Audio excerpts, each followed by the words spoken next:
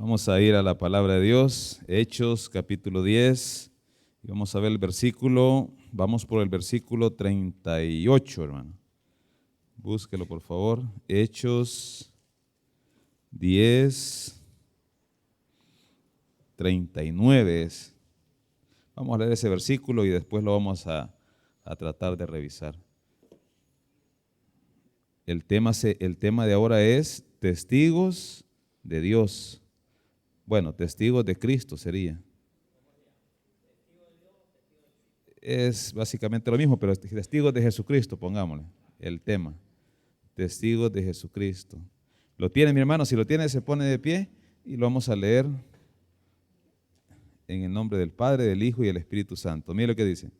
Y nosotros somos testigos de todas las cosas que Jesús hizo en la tierra de Judea, en Jerusalén, a quien mataron colgándole de un madero. Mire el 40. A este levantó Dios al tercer día e hizo que se manifestase, no a todo el pueblo, sino a los testigos que Dios había ordenado de antemano a nosotros, que comimos y bebimos con él, con él después que resucitó de los muertos. Vamos a orar. Padre que estás en los cielos, te damos las gracias por la bendición que nos das de estar reunidos en tu iglesia, Señor. Bendícenos, Padre, para que podamos tener un momento de aprendizaje, Señor, que tu palabra pueda ser de bendición a nuestra vida, que forme nuestro carácter, Señor, que nos dé anhelo de la esperanza que tenemos en tu presencia, que nos dé edificación, exhortación, Padre, sobre todas las cosas, que nos permita tener comunión contigo. Bendice a mis hermanos, Dios, bendice sus vidas, bendícenos para que podamos estar bien y predicar tu palabra, Dios. Por aquellos que están enfermos también te suplicamos que tu gracia y tu misericordia, Señor, sea para con sus vidas y tu poder, Señor, restaurador, pueda llegar también, mi Dios, para testimonio y alabanza tuya. Te damos las gracias por todo en el nombre de Jesús. Amén. Tome asiento, mi hermano.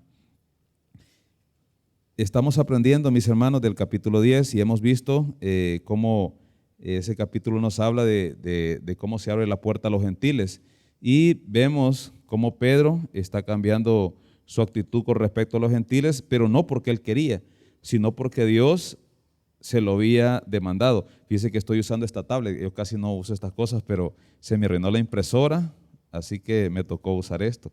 Y es bueno, porque se ahorra papel uno, pero vamos a ver cómo funciona. Fíjese que Pedro, oiga bien, estaba cambiando y cuando él llega a la casa de Cornelio, donde están los gentiles, empieza a predicar el evangelio. Y él lo hace, ¿por qué lo hace? Porque Dios se lo demanda. Pero la predicación de él no era muy entusiasta, no era algo que él quería hacer. Pero el poder del evangelio es tan fuerte que a veces usted lo puede ir a predicar de mala gana, pero es efectivo. Es efectivo porque el poder del evangelio no está en el mensajero, sino en el mensaje, porque el mensaje proviene de Dios. Entonces, eso es lo que pasó más o menos con Pedro. Pedro empieza a predicar, en la casa de Cornelio, y primero empieza diciendo que Dios no hace sección de personas, porque él sí hacía sección de personas como los judíos. Y es algo interesante cuando nosotros llevamos el mensaje, mi hermano, que nosotros también no debemos hacer acepción de personas. Y eso me lo predico yo, porque yo pensé que yo siempre ando predicando en todas partes. Cuando estaba aquí yo iba con mis jóvenes, iba a jugar pelota, al cuartel, al penal, al albergue, todas las personas que encontraba les predicaba. Media vez llegué a Estados Unidos, ya empecé a hacer acepción de personas. Y uno empieza a decir, es que esto, es que, mire hermano, allá usted entra en un sistema que a veces uno aquí está tranquilo en su país y todo, pero cuando usted llega allá, a veces la gente, por el estatus que tienen allá, porque los gringos tienen una característica de que se creen excepcionales, y lo ven a usted de menos. Y uno cuando empieza a entrar con ellos, son bien amables y lo hacen sentir bien porque son bien amables, pero uno se da cuenta que lo ven como esclavo a veces, y a veces lo quieren tener de menos. Y a veces yo he trabajado mucho allá y he tratado de testificar de Cristo y he hecho las cosas bien, pero siempre me han visto así, como que este está loco, este no sirve de nada. Y uno crea en uno un poquito de rencor hacia ellos, porque uno dice, ¿por qué? ¿Por qué se comportan así teniendo todas las bendiciones en este país para poder prosperar? Pero es lo mismo, hermano. O sea, a veces me encanta aquí en el país porque aquí la misma pobreza nos ayuda a tener un poquito de conciencia, de humildad, un poco de empatía con las demás personas, cosas que allá no se tienen. Entonces, ahí es donde una vez se hace sección de personas. Y a veces yo me fijaba eso, cada vez que le hablaba el evangelio a alguien, le cambiaba la imagen, ya no quería hablar conmigo. Así pasa, usted le habla a alguien y ya no quieren hablar con usted. aquí no nos metemos. Hasta que el sábado pasado estaba con un bolito que estaban ahí y hablando con él, hasta lo regañaba yo. Mire, si yo fui predicador y todo eso, y hablando y le digo yo, pero fíjese que tengo a mi esposa y tengo un hijo por aquí y otra esposa y otro hijo por allá. Un montón de hijos que tenía. Y le digo yo, mira, le digo algo, le digo, fíjate que si sos cristiano y predicas el evangelio, también tienes que comportarte como hombre, le digo. Imagínese que yo le digo a un gringo eso allá, me mete preso de un solo. ¿Por qué? Me dice, porque vos también tenés que ser un hombre, no es solo aquel que tiene hijos, que engendra hijos, sino el que es responsable, el que está pendiente de ellos. Mire, hermano, y ahí yo dije, ya se va a enojar. Y empezó, sí, mire, hermano, que fíjese que yo ahí estoy peleando con eso. Y ahí uno entiende, ¿va? Pero uno les puede dar un consejo y les puede decir, porque a veces los bolos, hermano, llegan a donde uno y llegan, mire, deme pan. Y ellos quieren que usted le dé para seguir fregando. No ve que ya en el hospital nos grita el de enfrente de los hermanos, le da risa, el del frente del hospital, aquí vienen estos que andan haciendo vagos y no sé qué, dice ahí. Dice que nosotros por dando comida andamos haciendo vagos. Y fíjate que en parte uno analiza, tiene un poco de razón, fíjate. Porque cuando vamos allá a ver los bolos eso, y eso es lo que tenemos que aprender, no solo, yo le digo a los hermanos, no solo va a dar pan con café, háblele el evangelio, dígale. Estaba un homosexual ahí que cuando llegué va a tirar y fregar, y después me di cuenta que a los hermanos les había tirado el café así encima. Y yo le digo, y hablando, va, pues, o sea, te ponen a hablar cosas, le digo, y lo empiezo a agarrar, hey, vos estás mal. Cuando llega el tiempo de tu muerte, va, y te vas a dar cuenta que estás mal y que estás en condenación. Y bien bravo y todo eso. Al siguiente sábado estaba la mamá ahí y con un chilillo. Y como Dios prepara el camino. Mire señora, le digo, ahí se nos pone a estar diciendo cosas y todo eso. Ah, de verdad, mire. Y la mamá quería pegarle. Y nosotros hablándole. Mire, y uno se da cuenta de algo. Cada vez que vamos a predicar a cierto lugar, como que los bolos se nos van. Ahí en el Calvario llegamos y ya no están. La vez pasada fuimos aquí a la calle San Ramón, agarramos, ya no están. ¿Pero por qué no están? Porque el evangelio, mi hermano, no es solamente de llegar a decir, hago una profesión de fe, sino llegar a predicar de acuerdo a la necesidad de cada quien. El evangelio va a entrar a sus vidas y les va a incomodar. Y ese es el evangelio. Entonces, lo que hace Pedro aquí es, no hace excepción de persona y entra con el evangelio. Y mire lo que dice, para agarrar el contexto, en el versículo 35, dice, sino que en toda nación se agrada del que le teme y hace justicia. Dios, oiga bien, se agrada de aquel que tiene una revelación en su conciencia, naturaleza, y busca a Dios, y Dios le manda la salvación. Después dice en el versículo 36, Dios envió mensaje a los hijos de Israel anunciando el evangelio de la paz por medio de Jesucristo. Este es el Señor de todo. Este lo vimos, que es la obra de Cristo, que Él fue enviado del cielo, fue enviado primeramente a su pueblo. Cuando dice el mensaje, habla en la palabra en griego es logos, o sea, el mensaje del evangelio es Jesucristo. Cuando usted vaya a predicar de Cristo, de la obra de Cristo, ahí tiene que ser. Y en el versículo 37, mire, dice, y vosotros sabéis lo que se divulgó por toda Galilea, por toda Judea, comenzando desde Galilea, después del bautismo de Juan. Vamos al 38, cómo Dios ungió con el Espíritu Santo y con poder a Jesús de Nazaret, y cómo éste anduvo haciendo bienes, sanando a todos los oprimidos por el diablo, porque Dios estaba con él. Y no sé si me entendió esta parte de ungido de Jesús. La Biblia enseña, oiga bien, que el ungido iba a venir. En el Antiguo Testamento se anunciaba que iba a venir el ungido. El ungido representaba, como se hacía en el Antiguo Testamento, se ungían los sacerdotes para poder ministrar delante de Dios, delante de Dios por el pueblo. Se ungían a los reyes para poder ministrar a su pueblo, para poder guiar a su pueblo. Se ungía también a los profetas. Cuando Cristo viene, es ungido por el Espíritu Santo y Él cumple esos ministerios.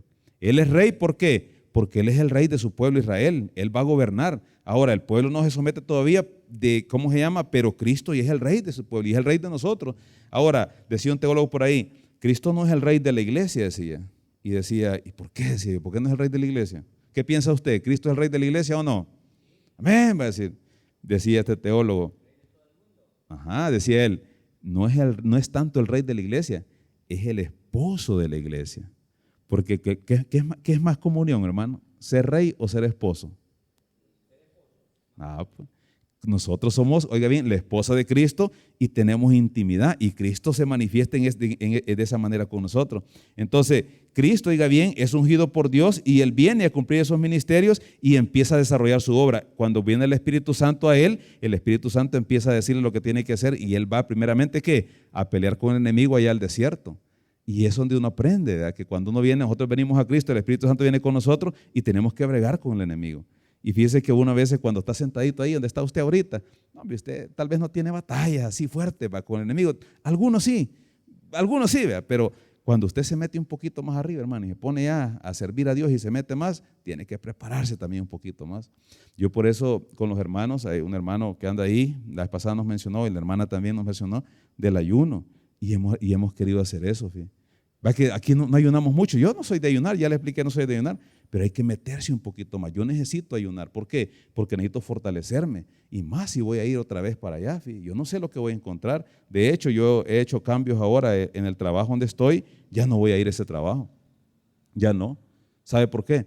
Porque en ese trabajo llega la gente que está más maleada en Estados Unidos. Allá la gente, como todos son drogadictos, no pueden optar a cualquier trabajo, porque allá les hacen un test de drogas, a todos. Los trabajos que son buenos les hacen un test de droga. Y en el trabajo ese, como hay necesidad y como es pesado, ahí agarran a cualquiera, llegan los drogadictos, los que no agarran en otra parte. Entonces dije yo, no, ya, este año, ahí está el jefe mandándome, mire, ¿cuándo vas a venir? Y todo eso, le digo, no. Quiero ver si Dios me permite entrar a otra parte y ver si puedo llegar a otra parte y ver si podemos cambiar, ¿ve? Porque a veces uno siente que eso le está dañando un poco la parte del cristianismo. Entonces, cuando somos nosotros ungidos también por Dios, el Espíritu Santo viene a nosotros y tenemos peleas con el enemigo. Y lo mismo que le pasó a Jesús viene a nosotros. Ahora vea el versículo 39, que es donde vamos a trabajar. Y nosotros somos testigos de todas las cosas que hizo Jesús en tierra de Judea, en Jerusalén, a quien mataron colgándole en el madero. Oiga bien, me voy a enfocar en esta parte, la palabra testigos. Hay una denominación, por llamarla así, con todo respeto, que se llama testigos de Jehová, correcto. Son los deseos, dije, hermano. Fíjese que ser testigo de Jehová, analice, hermano, ser testigo de Jehová, en el sentido de oración, ser testigo de Jehová es ser testigo de Dios, pero ¿cómo conoce usted a Dios? A Jehová, el Jehová del Antiguo Testamento, ¿cómo lo conoce? Usted, por ejemplo, ve que Dios se manifestó, sacó a su pueblo de Egipto y es un Dios duro, porque en el monte Sinaí, cuando estaba su presencia ahí, el monte temblaba y ahí estaba la presencia de Dios, había humo, fuego y el pueblo dijo, lo oía la voz como relámpago y no querían llegar a la presencia de él. Entonces, imagine ser testigo de Jehová. ¿Qué puede decirnos eso si usted es testigo de Jehová? La Biblia nos enseña, oiga bien, que nosotros somos testigos ¿de quién?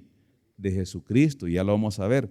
En los apóstoles, lo que Pedro está diciendo a Cornelio, a los gentiles, es que ellos habían visto cómo Dios ungió a Cristo y anduvo haciendo bienes, y ellos eran testigos de las situaciones o de todo lo que Cristo hizo. Ahora, en el Antiguo Testamento, ser testigo tenía una connotación o un sentido judicial. Busque por favor Deuteronomio 19:15 para que vayamos viendo. Cuando alguien era testigo en el Antiguo Testamento, era porque alguien había sido un testigo presencial de Deuteronomio 19:15. Veamos ahí, hermano. El testigo, oiga bien, en el juicio era vital y debía ser objetivo para que se desarrollara un buen juicio. Vamos a ver esta parte de cómo se desarrollaban los testigos en el Antiguo Testamento. ¿Lo tiene, mi hermano?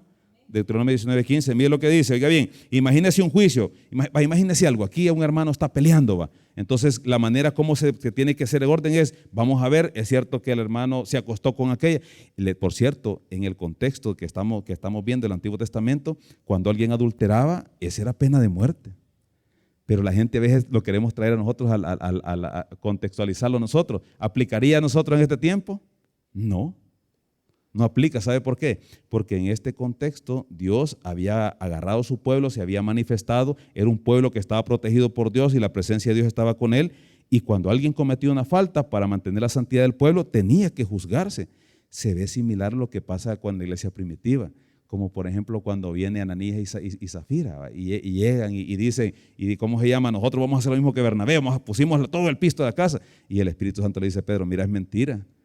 Y uno dice, ¿y cómo va a juzgar a estas personas que han dado dinero a la iglesia? Imagínense eso, ¿va? ¿Y qué es lo que pasó? Mira, ¿por qué le mentiste al Espíritu Santo? ¿Y sabe por qué Dios permitía eso, que hubiera ese juicio en la iglesia primitiva? Porque Dios estaba purificando la iglesia. Imagínense que estuviera corrompida. Cualquier persona afuera, así como vienen allá afuera, ¿va? Hey, vamos a la iglesia, vete que hay pisto. Fíjate que los hermanos venden las casas y hay pisto. Vamos a ver qué podemos agarrar ahí. Se corrompiera. Entonces, ¿qué hacía Dios? La gente temía porque decía, mira, aquel hermano que está allá, fíjate que vendió la casa y dijo que dio todo, lo dio a la mitad y Dios lo mató por eso. pues no vayamos ahí porque ahí hay que tener cuidado, ahí está la presencia de Dios. Lo mismo es, o sea, Dios guardaba eso. Y aquí el ejemplo más o menos es esto. Mira lo que dice Deuteronomio 19:15. No se tomará en cuenta un solo testigo contra ninguno en cualquier delito, ni en cualquier pecado en relación con cualquier ofensa cometida. Solo por el testimonio de 2 o 3 testigos se mantendrá la acusación. Mira el 16. Cuando se levantare testigo falso contra alguno para testificar contra él, entonces los litigantes se presentarán delante de Jehová y delante de los sacerdotes y delante de los jueces que hubieren en aquellos días, y los jueces inquirirán bien. Y si aquel testigo resultare falso y hubiere acusado falsamente a su hermano, entonces haréis con él como él pensó hacer con su hermano, y quitarás el mal en medio de ti. Oiga bien, un testigo en el Antiguo Testamento era una persona que testificaba de lo que él había visto en un juicio para poder aclarar la verdad, ya sea poder condenar al culpable o poder liberarlo si era inocente. Ese era el concepto de testigo. Y en el Nuevo Testamento, busque por favor Mateo 26:59, vamos a ver cómo se manifiesta ese tipo de juicio en el Nuevo Testamento. Mateo 26:59. Cuando Cristo, diga bien, es llevado al juicio del Sanedrín, de los sumos sacerdotes, pasa básicamente lo mismo. Hacen un juicio. ¿Por qué? Porque los testigos eran claves para determinar la verdad. Y cuando llevan, oiga bien, a Cristo ante el concilio, también lo presentan y le hacen un juicio. Mateo 26:59. ¿Lo tiene, mi hermano? Mire lo que dice. Y los principales sacerdotes y los ancianos y todo el concilio buscaban falso testimonio contra Jesús para entregarle a la muerte. Oiga bien, a Jesús lo agarran, ya vimos que Judas lo entregó, lo llevan al concilio y lo ponen ahí, pero como los líderes religiosos no creían en él, ¿qué querían hacer? Acusarlo, condenarlo para matarlo, y buscaban falsos testimonios. Mira lo que dice el 60. Y no lo hallaron, aunque muchos falsos testigos se presentaban, pero al fin vinieron 2 testigos falsos que dijeron: este dijo, puedo derribar el templo de Dios y en 3 días reedificarlo. Y levantándose el sumo sacerdote le dijo: ¿no respondes nada que testifican estos contra ti? El 63, mas Jesús callaba. Entonces el sumo sacerdote le dijo: te conjuro por el Dios viviente. Esa palabra te conjuro es un juramento, que haz un juramento delante de Dios. Y mire, que nos diga si tú eres el Cristo, el Hijo de Dios. Mire la respuesta de Jesús. Y Jesús le dijo: tú lo has dicho. Esa palabra significa: lo que tú dices es cierto, yo soy el Cristo, el Hijo de Dios, y además os digo que desde ahora veréis al Hijo del Hombre sentado a la diestra de Dios, a la diestra del poder de Dios y viniendo en las nubes con poder. ¿Sabe qué es lo que estaba pasando ahí? A Jesús lo llevan y le hacen un juicio, y ese juicio, oiga bien, le presentan testigos. En todo juicio tenía que haber testigos. Y ese testigo, oiga bien, le presentan testigos falsos y no concordaba el testimonio. ¿Por qué? Porque Jesús no había hecho nada malo, pero aparecieron 2 que tenían un testimonio similar y le dijeron: dijo que iba a derribar el templo y en 3 días lo iba a reedificar. Y le pregunta el sumo sacerdote: hey, ¿no dices nada de lo que te acusan? Jesús se queda callado. Pero cuando le dije: te conjuro, o sea, juralo si es cierto ¿cómo se llama lo que te voy a decir? Si es el Hijo de Dios, Jesús dice: tú lo has dicho, o sea, lo confirma. Pero esta frase donde le dice: ahora veréis al Hijo del Hombre, diga bien, esa frase, Hijo del Hombre, lo que le está diciendo Jesús es que Él es el ungido, ese es el Hijo del Hombre. Pero como le dije la vez pasada, hay 2 doctrinas paralelas sobre el Mesías en el Antiguo Testamento. Uno decía en Isaías 53 que iba a sufrir, y en otros pasajes más, y otro, como en Daniel 7, 13, 14, decía que Jesús venía a triunfar. Los fariseos, los líderes religiosos, esperaban al Cristo vencedor.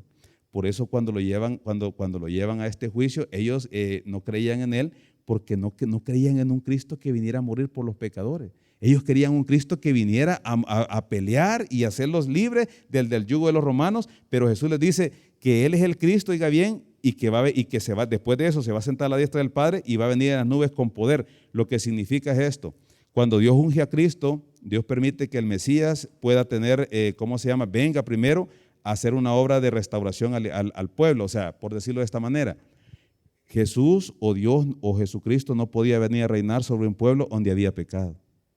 Cuando Cristo viene la primera vez, lo que Él viene no puede reinar. ¿Por qué no puede reinar? Es como explicándolo a nosotros, mi hermano, lo voy a contextualizar. ¿Crees que Cristo pudiera reinar con nosotros ahorita aquí? No, que Cristo pudiera reinar ahorita aquí. Si viniera aquí, vamos a quitar al pastor Michael, vamos a traer a Jesús que reina aquí en la iglesia. ¿Crees que pudiera reinar por nosotros? ¿Por qué no? Ponga atención, pasaba lo mismo en el Antiguo Testamento. En nosotros todavía hay pecado, hermano. Y el reino de Cristo es un reino eterno, justo, de verdad, de pureza. No puede reinar así. Por eso el reinado de Cristo, cuando Él venga como Mesías, el Mesías triunfador, Él va a quitar el pecado. Eso sucede después del juicio, ¿cómo se llama? Del trono blanco. O sea, después del juicio, cuando Dios manda a la muerte, al Hades, al diablo, a todos a la condenación, Él va a entrar a reinar al milenio en un estado donde todo va a estar bajo su control. Y ahí va a haber un reinado completo. Ahora, ¿qué pasaba acá? Cuando Cristo viene, Él no puede reinar sobre su pueblo porque había pecado. No se puede reinar. ¿Cómo se llama? El pueblo de Israel no estaba preparado y ellos no entendían. Ellos se creían que sí estaban bien, que eran hijos de Dios por ser descendientes de Abraham. Pero no, lo que Cristo vino a hacer es a quitar el pecado. Y lo mismo hace con nosotros. Cuando nosotros, oiga bien, tenemos a Cristo como Rey o como nuestro Señor, Él nos deja que vivamos aquí. Pero realmente a veces Él no reina en nuestros corazones. Y si usted oiga bien, a veces yo siempre uso esta analogía porque nosotros somos bien incrédulos, ¿va? Que decimos que con una profesión de fe o con venir a la iglesia usted ya está bien con Dios. No estamos bien con Dios, hermano. Si estar bien con Dios significa que usted tiene que vivir una vida en un proceso de santificación. Sí, porque yo siempre le digo a las personas esto y siempre utilizo esta ilustración como Cantinflas, ¿va? Cuando se muere y se va para el cielo, ¿va? Y el Cantinflas llega y ¿qué onda aquí? Dice, y buscando a las angelitas, andaba allá, ¿no ha visto la película? Buscando a las angelitas, ¿y qué onda, Pedrito? Y dándole vuelta a todo el cielo allá, va. Y el Pedro ya lo tenía cansado, va. Y de repente va caminando y ve un telescopio y va al infierno, va, y ve que están bailando ahí, se ha hecho un clavado para abajo. Así nos va a pasar a muchos de nosotros, mi hermano.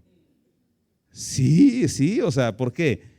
Porque nosotros venimos aquí y decimos que estamos con Dios, pero realmente no solo queremos lo bueno de Dios, no queremos la santidad de Dios.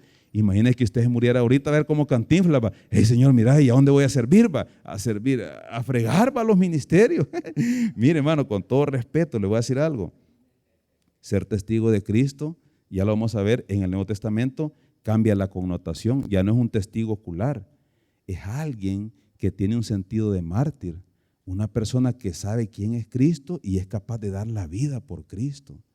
Y nosotros muchas veces, yo me fijo, hermano, le voy a decir algo, yo me hago el tonto, yo ahí los dejo, yo veo cómo trabajan todos, pero como yo no puedo interactuar mucho en la iglesia porque ya me voy a ir, yo simplemente entro de a poquito, pero a veces me fijo. A veces me fijo, oiga bien, que andamos evangelizando allá afuera o andamos haciendo cosas. Y digo, esta hermana no quiso cantar porque está peleando con la otra. y así va. Y uno dice, oh, mire, estos hermanos vienen a servir, pero yo que solo en pan y chocolate, va. El antiguo, no. Estos vienen solo a buscar novia, vienen. Y uno dice, ¿será que somos buenos testigos de Dios así? No lo somos, hermanos, no lo somos. Ahora, quiero terminar esta idea de testigo. Por favor, cuando alguien se necesita un testigo para resolver un caso, busque Mateo 18:15, por favor. Mateo 18:15. En Mateo 18:15, oiga bien, vemos la forma, el mismo principio del Antiguo Testamento para resolver los problemas en la iglesia. Por ejemplo, si yo estoy aquí y mi hermano viene y me hace una ofensa, ¿tengo que quedarme yo callado? ¿Qué piensa usted? ¿O tengo que pelear con él? La Biblia siempre nos da los principios, cómo debemos resolver los problemas. Mira lo que dice Mateo 18:15. Dice, por tanto, si tu hermano peca contra ti, ¿qué tiene que hacer? Ve y repréndele estando tú y él solos. Si te oyere, has ganado a tu hermano. Cuando nosotros enfrentamos un problema, y eso tiene que tener un poquito de diferencia, yo tengo un problema con alguien, lo primero que uno tiene que hacer por la paz de la iglesia es ir con el hermano y arreglar el problema. Así debe de ser.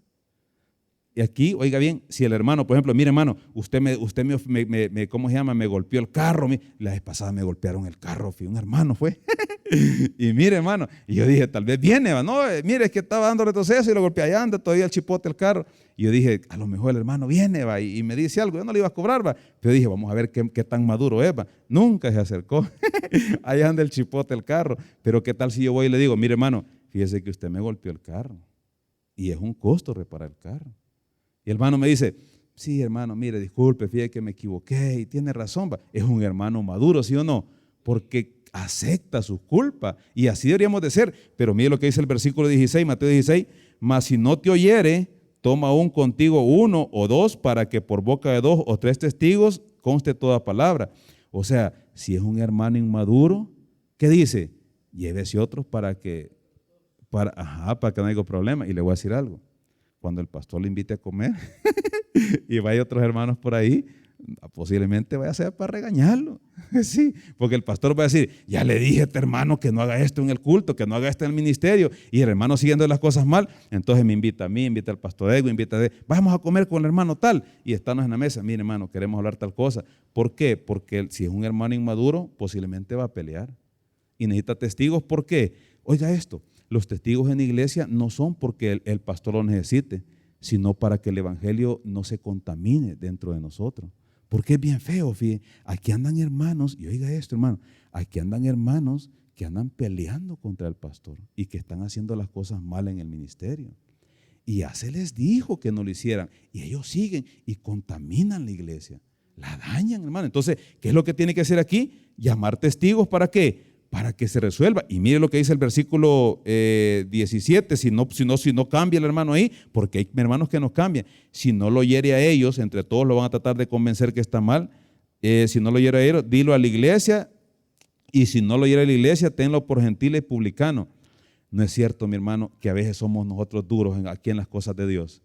¿A cuántos de nosotros nos han hecho una reprensión? Mire hermano, usted está haciendo esas cosas mal. Y usted dice, es que el pastor mal me cae, con lo regañando me pasa. Le voy a enseñar algo. Yo prefiero, y le decía esto a un hermano. Mira, le decía, ¿querés que te regañe yo o que te regañe Dios? Analicen. ¿Prefiere que el pastor le corrija algo que usted está haciendo mal o quiere que Dios se lo corrija? Hermano, mire, esto es complicado. Decirlo a la iglesia, yo a veces he visto que pastores se paran y empiezan. No le digo que yo fui a una iglesia ahí que no levantaba las manos y acusándome, pues. El pastor allá en Estados Unidos, es que no levantan las manos y que estos hermanos. No, hombre, y todas las manos me quedaban viendo a mí, pues todos levantaban. Pues sí, levantaban las manos, pero me estaban odiando en el culto. O sea, hay algo de cristianos. ¿Eran mejores que yo? No, no eran mejores que yo, pero ellos creían que eran mejor que yo. Un testigo, oiga bien, sirven para que la persona, oiga bien, atestiguen, en el caso de aquí de la iglesia, para que atestiguen y las personas cambien. Pero si no cambia, télo por publicano en gentil. Si usted, mi hermano, no cambia, usted va a terminar afuera ya, mire. Así como entréguenlo a Satanás, vea. Y allá usted va a aprender y después va a venir todo golpeado. De hecho, le voy a decir algo.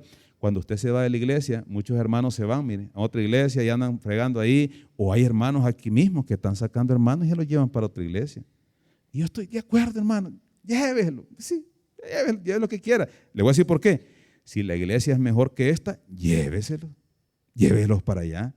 Pues sí, ¿qué va pensando? No, es que quiero que mi hermano crezca, que aprenda mejor. Aquí los hermanos no predican bien, me lo voy a llevar para allá. Lléveselo, está bien. Pero ¿qué tal si se lo lleva con maldad? Porque a usted lo están reprendiendo, porque hace un mal trabajo.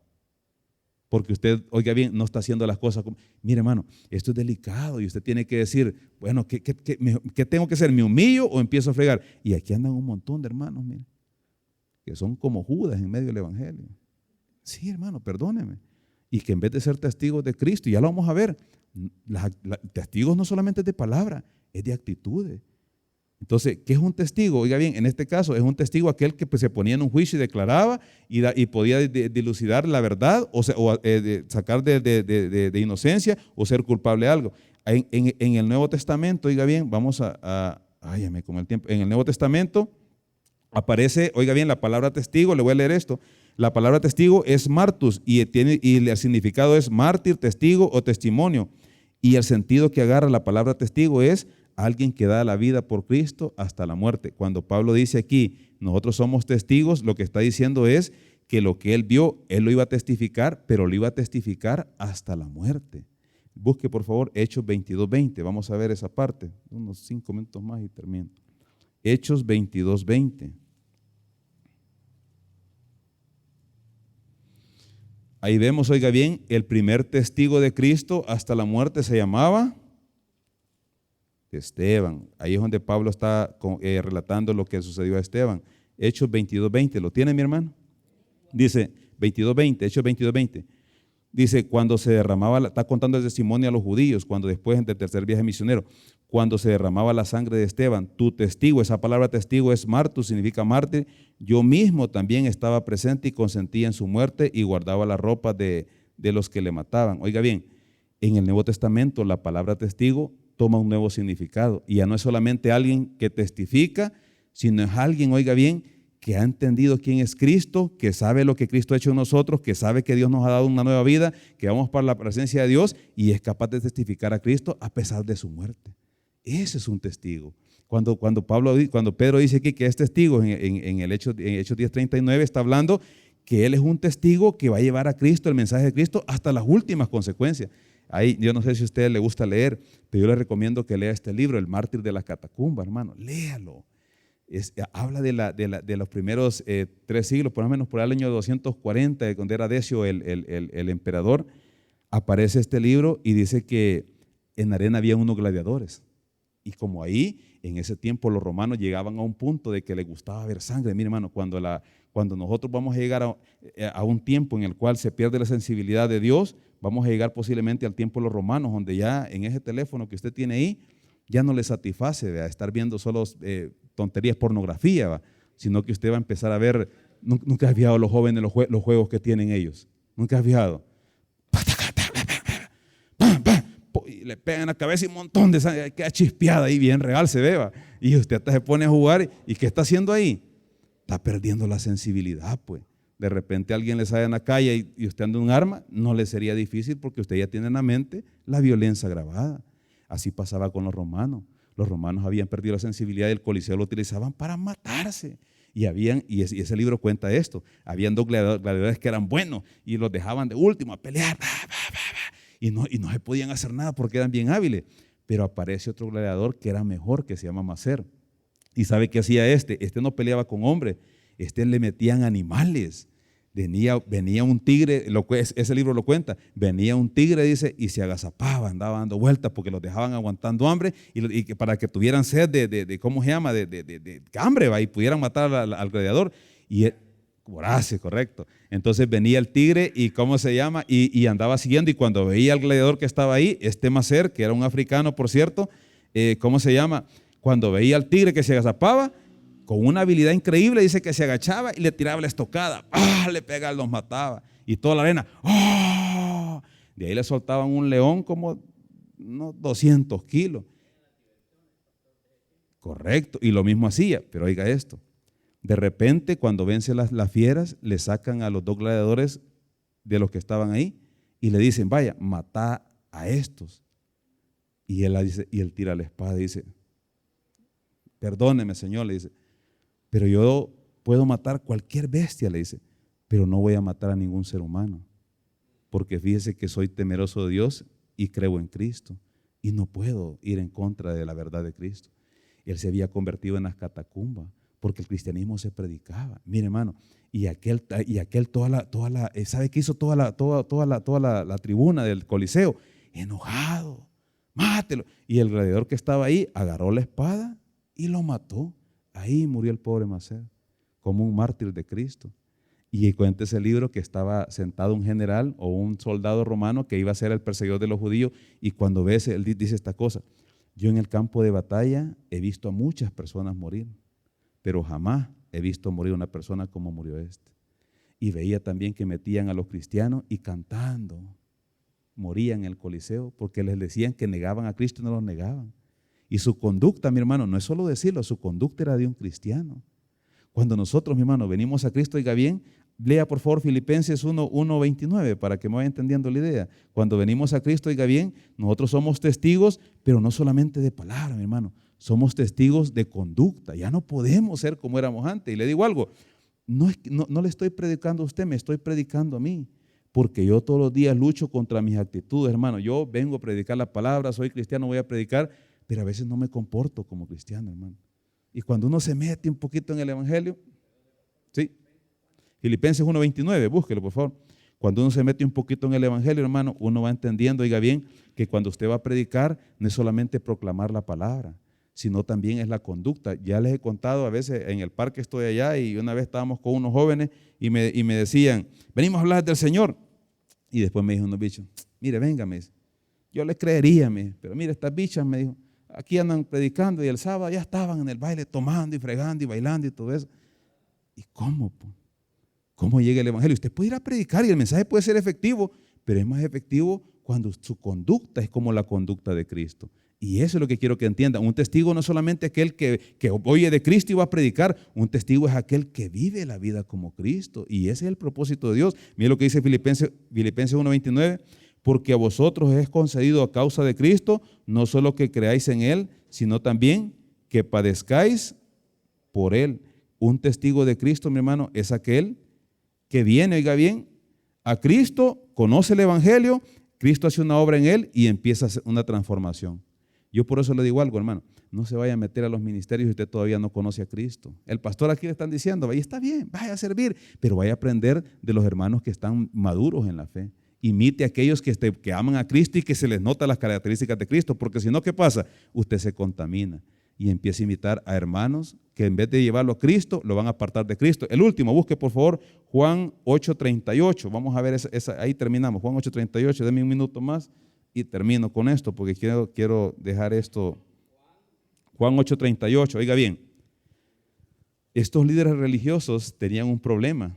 Ellos conocían de Dios, testigos de Jehová, ¿verdad? Testigos de Dios, pero habían tergiversado la palabra de Dios. No me refiero a los testigos de Jehová de la denominación, me estoy refiriendo a los que están aquí en el contexto que vamos a ver. Cuando vienen a Cristo, oiga bien, Cristo los confronta que Él les ha hablado y no creen en Él. Y Cristo les va a llevar a que se den cuenta de que la actitud que ellos tienen no es de hijos de Dios, sino hijos del enemigo. Mire lo que dice ahí Juan 8:38. Yo hablo, dice, yo hablo lo que he visto cerca del Padre y vosotros hacéis lo que habéis visto, lo que habéis oído cerca de vuestro Padre. Ahí están confrontándose, que ellos dicen que son hijos de Dios y Jesús le dice que Él es hijo de Dios y si ellos tuvieran a Dios como Padre y a Abraham como Padre, creían en Él. Pero ellos no creen no son hijos de Abraham ni de Dios, sino que son hijos de vuestro Padre. Mira lo que dice el 39. Respondiendo le dijeron, nuestro Padre es Abraham. Ellos creían que por ser descendientes de Abraham, tenían una buena relación con Dios y Jesús les dijo, si fueseis hijos de Abraham, las obras de Abraham harías, pero ahora procuráis matarme a mí, hombre que os he hablado la verdad, la cual he oído de Dios. ¿No hizo esto Abraham? Dice, vosotros hacéis la obra de vuestro padre. Entonces le dijeron, nosotros no somos nacidos de fornicación. Oiga bien, esta frase, lo que le están diciendo a Jesús, ¿sabe qué están diciendo? Vos no tenés papá. Si vos naciste de una relación, fíjese que a Jesús pensaban que había nacido de una relación ilícita por la obra del Espíritu Santo que había hecho Dios en María. Eso es lo que le están diciendo ahí. Mire lo que le dice, nosotros no somos nacidos de fornicación, acusándole a él, diciéndole que él sí había nacido así. Un padre tenemos que es Dios. Jesús entonces les dijo, si vuestro padre fuese Dios, ciertamente me amarías, porque yo de Dios he salido y he venido, de Dios he salido y he venido. Pues no he venido de mí mismo, sino que Él me envió. En el 43, ¿por qué no entendéis mi lenguaje? ¿Por qué no podéis escuchar mi palabra? Vosotros sois de vuestro padre el diablo y los deseos de vuestro padre queréis hacer. Él ha sido homicida desde el principio y no ha permanecido en la verdad porque no hay verdad en él. Cuando habla mentira, de suyo habla porque es mentiroso y padre de toda mentira. Oiga bien, lo que está pasando en este pasaje es que estas personas tienen una religiosidad, pero una religiosidad falsa, porque en vez de manifestar el amor de Dios y creer en Cristo que vino a morir por nosotros, estaba manifestando ¿qué? Las obras del enemigo. Querían matar a Jesús. ¿Sabe por qué lo querían matar? En el capítulo 5 dice, por haber hecho un milagro a un paralítico y porque lo hizo el día sábado, porque tergiversaban las leyes de Dios y por eso lo querían matar. ¿Y qué es lo que está explicando aquí? Que dentro de la misma religiosidad, mi hermano, y aquí mismo en la iglesia, esto quiero aplicarlo a nosotros venimos a servir a Dios, mire, y en vez de que la conducta de Cristo, el amor, los frutos del Espíritu Santo, paz, benignidad, gozo se manifieste en nosotros, andamos con la conducta de Satanás, ¿verdad? O las obras de la carne, andamos en envidia, andamos peleando, andamos haciendo división en la iglesia, no servimos a Dios, no vamos a evangelizar, no hacemos las cosas. Pregúntese usted, hermano, ¿testigo de quién somos? ¿Somos testigos de Dios? ¿O somos testigos? Sí, mi hermano, sí, mire, sí, es que, mire, y es triste Porque yo he ido a muchas iglesias, fíjate, y yo me fijo en algo. El enemigo se mete, mire, y bota toda la obra de Cristo en nosotros. Y empieza a meternos dejadez, empieza a meternos, ¿cómo se llama? Odio entre los hermanos. Aquí, mano, yo digo algo, yo vengo a veces y me quedo callado, pero quiero decirle algo. No hay mucha diferencia aquí con lo que yo veo en Estados Unidos. En realidad, le voy a decir algo, no hay mucha diferencia. Yo a veces pienso que yo me engaño, pero sí he visto algo, diga bien, y allá también hay personas dentro de la iglesia que tienen un amor de Dios, que son testigos de Cristo y vienen con el deseo de Dios a hacer las cosas bien. De esos hay que aprender. Y si usted, mi hermano, quiere ser un testigo de Cristo, como dice Pedro, que ellos son testigos, ya lo vamos a ver después, de la obra que Cristo hizo, no solamente proclame el Evangelio, métase con Dios, deje que el Espíritu Santo desarrolle las virtudes de Él en nosotros, amor, gozo, paz, benignidad, fe, mansedumbre, y empiece a llevarla con los hermanos acá primero y después llévela allá afuera al Evangelio. Cuando usted haga eso, el Evangelio va a ser poderoso, hermano, y estas iglesias estuvieran llenas, porque no nos seguirían a nosotros, seguirían a Cristo, del cual nosotros somos testigos, no solamente de palabra, sino nuestra conducta y nuestros hechos, porque así como Cristo padeció por hacer el bien, así podemos padecer nosotros y ser testigos de su obra para el mundo y para que la gente venga a su conocimiento. Amén. Denle un aplauso al Señor, hermano. Vamos a orar.